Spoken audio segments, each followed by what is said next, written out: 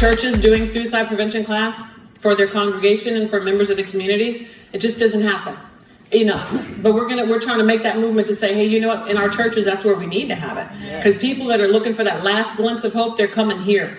Wait, if they haven't been here in 22 years, they're coming here. Let me see if they're going to say something. And if they walk in this door and they're told that you don't have enough faith, or you're doing wrong, or you're going to hell because you're not living right, guess what? They're going to walk out that door and you'll never see them again. Yeah, the separate us. Yeah, beautiful. That's good. Let us stand up. You'll know that one's yours. I'll let you do it. So one comment, Vaughn. We understand our mission. We're thankful for being able to come out and participate in these events. For those of you who put your flowers up here as we came in the door, I thank you for participating in that. And I want to show you that every color is represented up here. And when you're going through your grief, you are not going through it alone. I can connect with everybody here, although I cannot connect with my mother in the same way because I haven't lost a child. But Robin can, and Alana can. You have that common bond that I don't specifically share. I can share loss, but not of a child.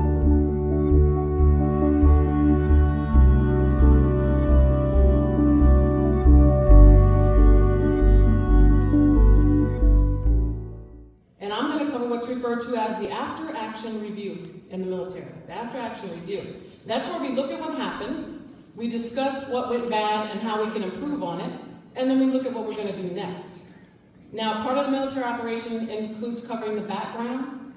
It sets a reason for the mission at hand, so I'm going to tell you about the background of this mission. Mine starts in Arizona. I grew up in a home, my mom was a nurse, my dad was a cop. And both of them were ministers. I couldn't get away with anything, not at all. Interestingly enough, I learned how to ride the motorcycle before, I think I was probably about 11 or 12 years old. My dad's motorcycle. So he showed us how to ride it, and he would only let us ride it in the desert.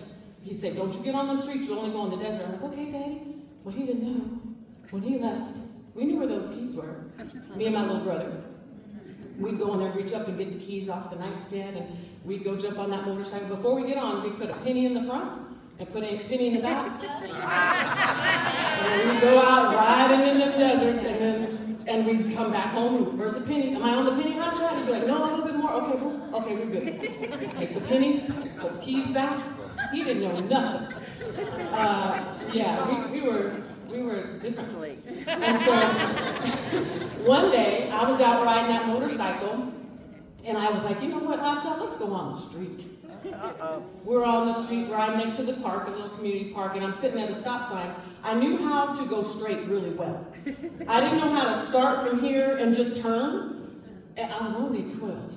And I'm sitting here because I see cars coming, and I just sat there, and then a car came, and it was a policeman. And I was like, oh.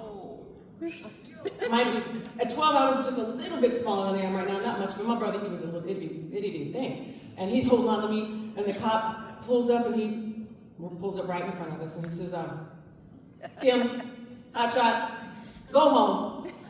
And I was like, he said, you go down the alley, and you take this thing back home, or I'm going to tell your daddy. And I was like, oh, thank God. So I drove down the alley, like I was supposed to. I went home, and he never told my dad. Actually, my dad didn't find out till, gosh, about 10 years ago. And we got away with it. So that was me and my brother. Now let me tell you also, wherever there was a Kim, there was a Hotshot. Every memory of me was with that little kid. And my brother, we had another incident. How many of you, now I know I'm not the only one, how many of you remember that big old bottle of Aquanet? Okay. Yeah. Amen. She said, she's like, yeah, I still got some. That Aquanet hairspray. So me and my brother were fighting one time, and I don't even know what it was about. That's just what you do when you have a little brother. And I was running, I was taking off really fast, and I ran around that corner to my bedroom, and just as I got to the door, I shut that door, and he hurled that bottle of Aquanet, boom, right through that door, a hole about that big. Ooh, yeah. So we became allies really quickly. Little brother, we got to figure this out, because Mom and Dad's going to come home, and we need to fix this thing. Well, that was before HGTV and all them things. We didn't have it. What were we going to fix it with? Some Scotch tape and some paint? So we didn't do it. And then Mom and Dad came home, and they did what all parents do in the 70s. They whooped our tails, put us to our rooms, and we were on punishment for a week. So we were for the rest of that week, we were playing roll the ball. I'd sit in my room, he'd sit in his room, we'd roll the ball back and forth, and that's all we could do. That was a horrible summer because all the kids are outside swimming and playing, and we're in here playing roll the ball.